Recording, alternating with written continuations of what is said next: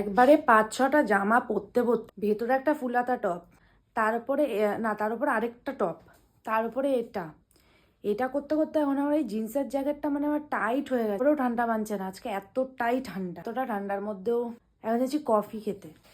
এই ঠান্ডার মধ্যে কফি খাওয়ার মজাই কিন্তু আলাদা। জাস্ট আমি এই আসলাম, একটা ব্যাগ কিনেছি। কারণ হচ্ছে এই হচ্ছে আমার ব্যাগ, যেই ব্যাগটার পরিস্থিতি আমার দেখো প্রচন্ড পরিমাণে খারাপ হয়ে গেছে।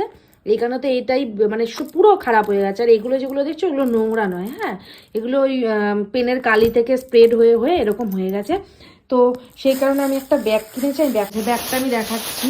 এটা আমি বেলগুড়িয়ার ওই পার থেকে যে ব্যাগের মার্কেটটা থাকে, মার্কেট থেকে ব্যাগটা আমি কিনেছি। এই যে এই হচ্ছে ব্যাগটা, এই হচ্ছে ব্যাগ। যেহেতু আমার দুটো ফোন ক্যারি করতে হয় সেই কারণে আমার এই ধরনের ব্যাগ লাগে, নাহলে চাপে চাপে একবার আমার অ্যান্ড্রয়েডটা একবার নষ্ট হয়ে গেছিলো প্রথম যখন নতুন কিনেছিলাম। চাপে চাপে তখন আমার পুরো ডিসপ্লেটা গেছিল, ঠিক আছে। সেই কারণে আমার এই ধরনের দুই ভাগের ব্যাগগুলো আমার কিনতে লাগে।